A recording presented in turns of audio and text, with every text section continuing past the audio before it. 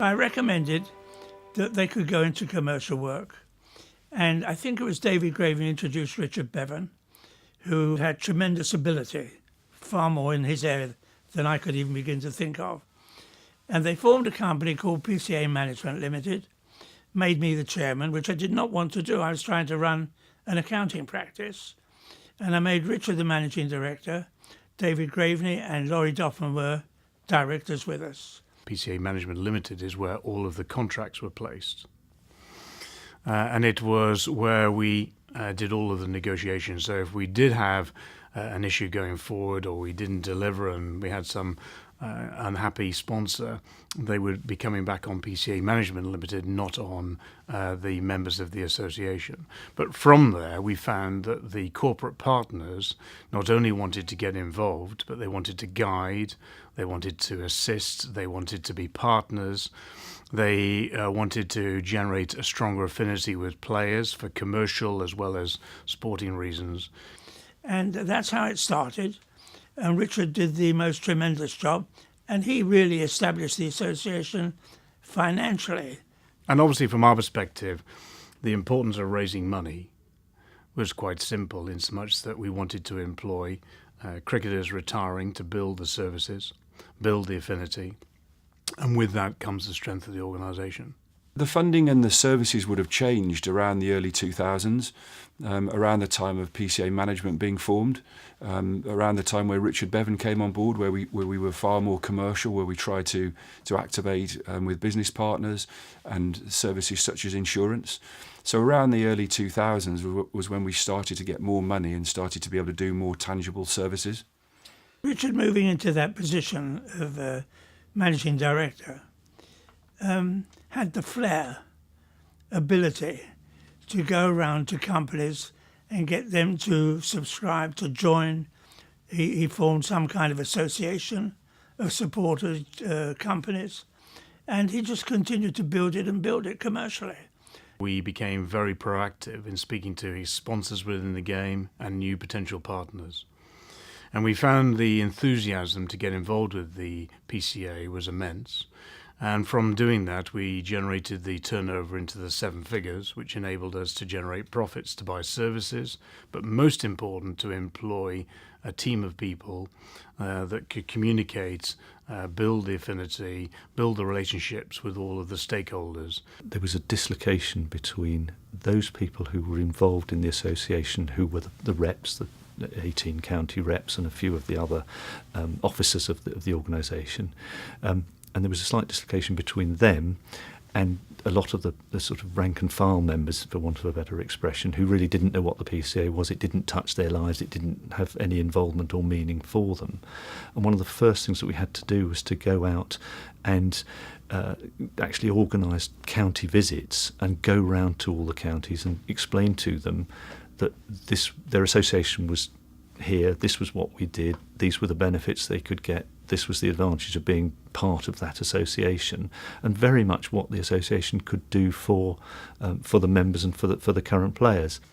When I took the role of Communications and Education Officer in late 2002, my role, first and foremost, was to try to bring the organisation together, starting with very simple things like group text messaging, so gathering all of the players' mobile phones, past and present, and that developed on from there, from a proper database of addresses and emails, and redeveloping a website over the course of time, e-flyers, and everything else that goes with social media and general communications mediums that we know today. It was a very conscious decision to generate awareness, and at the time we didn't have social media, we didn't have advertising budgets, and we felt that we wanted to do something to send a message around the world that we were here, that we were growing, that we were an important organisation. So we found the very best building in the world to host an awards dinner. Amazing coverage, and generated a new image for the PCA without any question of doubt. I did go to one dinner at the Albert Hall. I think there were over 1,000 people there. That was entirely Richard's doing. Plus the good name that the PCA had, which enabled him to build on it. In those days, we felt at different stages that development of the PCA, we would come across a brick wall. And the brick wall would be the ECB or the game saying, this is as far as you're coming on this point, this is as far as you're going on this particular aspect. And we would have to decide, do we go over the brick wall, around the brick wall, or through the brick wall? It was very hard to get the PCA involved with the ECB. I can remember numerous meetings where we had to justify our existence and people would say, why are you here? What is your mandate? It was very good that the membership of the PCA had always been 100%, that all the players had signed up and paid their trade union fee, their membership fee, and that was very, very good. But it was hard to get the governing body and the various committees to actually recognise that the players had a voice and had a voice that should be heard. And I felt that the balance had swung very much in favour of the employer, and the player's voice was really not heard at all. And then as you get more and more into it, there are more and more things that the PCA can do. And, you know, I just knew that there was a bit of a journey that we had to go on to develop the PCA into something that was worthy of the players and worthy of the game, really. In the end, we didn't have to drive through the brick wall. We actually climbed the brick wall. And now the England Wales Cricket Board and the England players, and indeed many of the county players and the PCA, walk hand in hand with the ECB.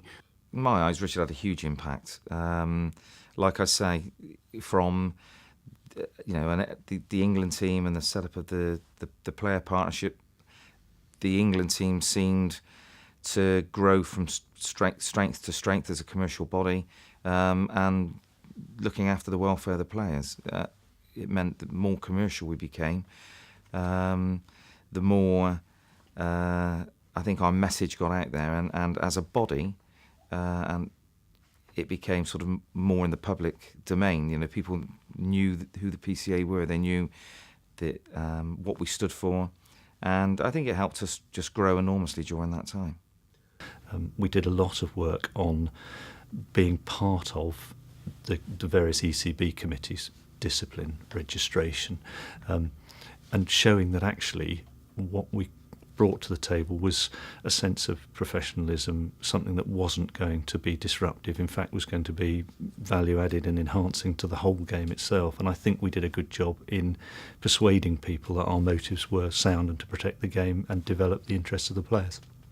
Well, in the late 90s as treasurer, we had very little money. We were surviving on subs and a small amount of grant. Up until the early 2000s, when things like the MOU developed with ECB and we had commercial partners coming on board, we had very little money to do anything. I think for all of us, it was a passion that we had. It was something we really knew was the right thing to do. And it's something that, you know, looking back, I think Rich and I are very proud of the things that we did at that time and the work we generated and the way we managed to move the business forward. Quite simply, what we've been able to do with regard to membership services, with regard to communications and this key agenda of personal development and welfare has been about money. So we've developed a commercial programme and we've had a good MOU with the ECB. Richard Bevan's contribution to the PCA is massive. Without his involvement in 1996-97, the organisation simply wouldn't have developed, and it certainly wouldn't have developed to the state and the place that it is now. But that all had to start somewhere, and that all started with Richard.